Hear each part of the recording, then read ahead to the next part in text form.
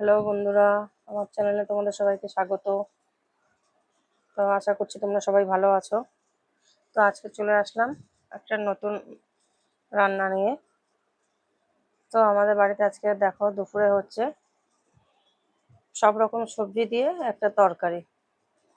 ঠিক আছে, তো সব রকমের সবজি।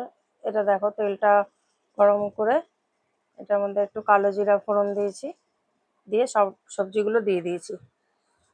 তো দিয়ে ভালো করে নাড়লাম, একটু ভাজা মতন হলো। এবার হলুদ আর লবণটা দিয়ে দিলাম। দেখো, এবার হলুদ লবণটা দেওয়ার পরও ভালো করে নাড়াবো যাতে একটু ভাজা ভাজা হয়। দেখো, হলুদ নুনটা ভালো করে নাড়িয়ে নিচ্ছি যাতে পুরোটাই মিশে যায়। এইবার দেখো নাড়াচ্ছি।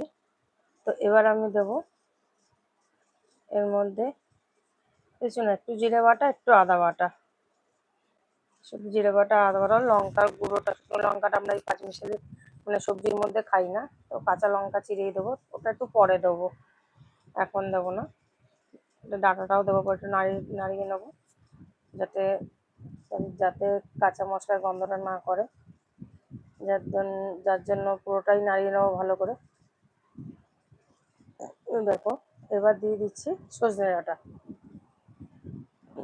ডাঁটাটা ভালো করে দেবো, নাড়াবো যাতে সব সবজির সঙ্গে একটু মিশে যায় মশলাটা। আর মশলাটা যেটা দিয়েছি, নুন হলুদ ভালো মতন ডাঁটাটার মধ্যে ঢোকে। ঠিক আছে, তো সব যাতে সব মশলা একসঙ্গে মিশে যায়। তো এইবার আমি কী দেবো না, একটু কাঁচা লঙ্কা চিড়ে দেবো কটা। দেখো, যেহেতু আমরা শুকনো লঙ্কা তো এই নিরামিষ সবজির মধ্যে খাই না, ভালো লাগে না, তো ওই কাঁচা লঙ্কা চিড়ে দিয়ে দিলাম। দেখো, এবার মোটামুটি অনেক কটাই দিলাম, 6-7টার মতন কাঁচা লঙ্কা দিলাম চিড়ে। তারপরে কি করব, দিয়ে ভালো করে এটা নাড়াবো। দেখো, আগের থেকে তো কেটে রাখিনি, যার জন্য এখন কাটতে হলো, তো একটু সময়ও লাগলো। আগের থেকে কেটে রাখলে ভালো হয়। তো দেখো, এবার ভালো করে নেড়ে নেড়ে ওই মশলা বাটির জলটা একটু দিয়ে দিলাম। ওটা একটু আবার ভালো করে নাড়াবো, নাড়িয়ে যতটা পরিমাণে জল লাগবে, কারণ সবজিগুলো তো সব সিদ্ধ হবে। সব রকম সবজি আছে, পেঁপে আছে, গাজর আছে, দেখো বিনস আছে, বরবটি আছে, সজনে ডাঁটা, সব কিছুই একটু সিদ্ধ হবে। তো সেই পরিমাণ মতন আমি জল দিয়ে দিলাম। তো দেখো, জল দিয়ে ঢেকে দিয়েছি, খানিকক্ষণ বাদে যখন ঢাকনাটা, তখন তরকারিটা ফুটছে।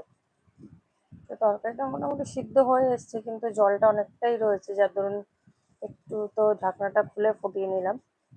তো দেখো, আমার রেডি। টাটা।